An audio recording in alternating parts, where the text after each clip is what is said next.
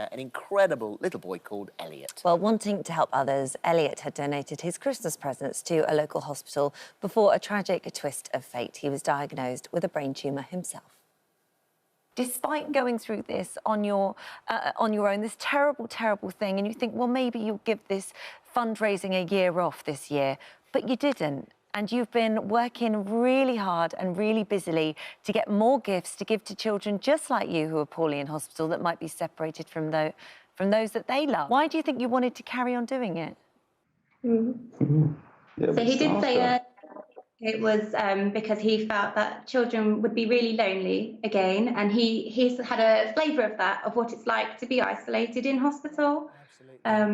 So I think that's just keeping you going, isn't it? Knowing that you can help other people. Yeah. Oh, bless. Well, after undergoing treatments, we are thrilled to say that Elliot is now free from cancer. And so this year we decided to give our own Christmas gift to this very special young man. Here's what happened when Alison went to surprise him. Last December, we met the incredible and kind-hearted Elliots Surprise, who'd been giving away his Christmas gifts to sick children in hospital. He felt that children that had to spend Christmas in hospital would be really lonely and really sad, and that would be a really lovely thing to do. But in a shocking twist of events, Elliot himself became the one in need after he was diagnosed with a brain tumour. Thankfully, Elliot is now recovering and doing well, so we've got a special gift just for him. Right, I'm at the Hilton here in Kensington for a surprise treat for Elliot. Now, he actually thinks he's going to hospital for some medical checks, where in fact, he's going to get a surprise because he's actually going to Windsor, Legoland. Elliot's just round the corner. Should we go and surprise him? Come on then. Are you Elliot? Oh, hello. Can I just perch here? Is that right? Well, my name's Alison. Nice to meet you. Now, I've heard so much about you, Elliot. Yeah. Yeah, I have. You've done a lot of charity work, haven't you? Yeah. Like, you think that you're off to go and have a checkup. Guess what? I've got a surprise for you. How do you fancy going to Windsor Legoland? Wow. Do you like Lego? Yeah. Well, that's a good thing, isn't it? And how would you like to turn on the Christmas tree lights? Yeah. Let's do it. Our friends at Legoland have planned a fun-filled day for Elliot, which definitely beats a trip to hospital. Can you see the tracker? Like his little face? Is it a seagull? Yes, Elliot! I've got his licence here. Elliot, driving licence. Well done, Elliot. Congratulations. What are you going to do with your driving licence now? You're going to buy one of these Lego cars? I've got 90p. 90p should do it. And now for the moment we've all been waiting for, when Elliot gets to turn on the Legoland Christmas tree lights. So, Elliot, are you ready to turn on the Christmas tree lights? OK, let's do a big countdown, everyone.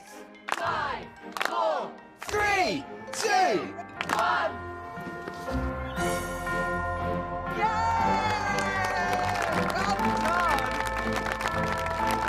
Cheers for Elliot! Hip hip! Hooray! Hip hip! Hooray! Hip hip! Hooray! Oh, wow. Well, Elliot joins us now alongside his mum, Samantha. Good morning to both of you.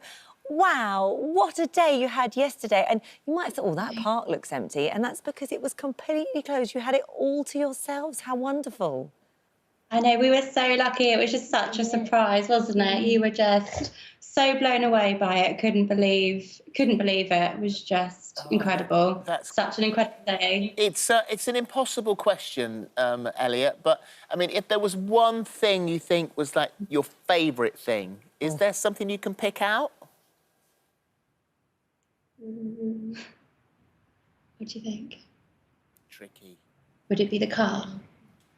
Yeah. Yeah. I mean, the car was pretty cool. Yeah, it was.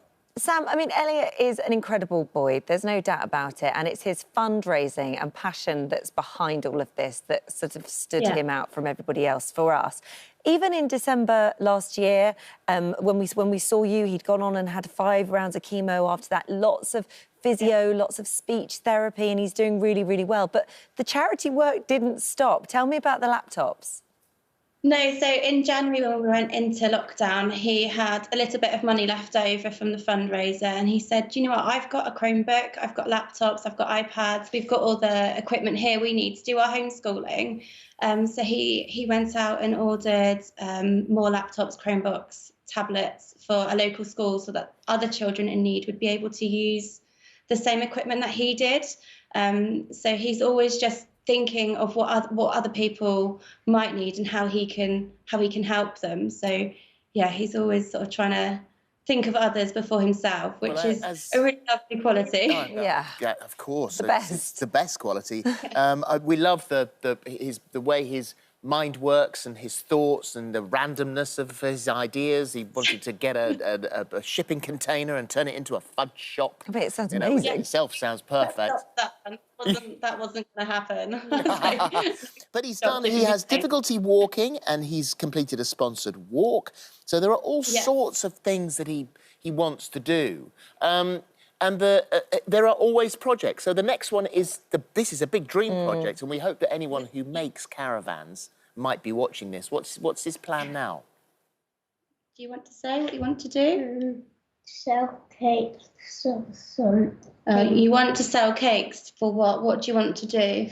Next year he wants to buy a caravan or something similar, so that we can set it up somewhere in Cornwall so that children with cancer can come down and have respite care and have holidays free of charge, so that they can just come down and escape from the chaos of tests and treatment and just have somewhere to relax, whether that's at the end of treatment or during treatment, whenever they're able to.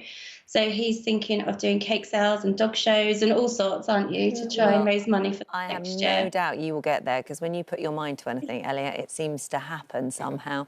And so how are things? Because obviously, you know, Phil said at the beginning of that at the moment he's in remission, and you've still got MRI scans, I think, every 4 months just to keep an eye on things. But how are things?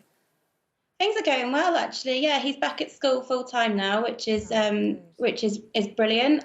He's still keeping up with his therapies. He's back to sort of having friends and a social life.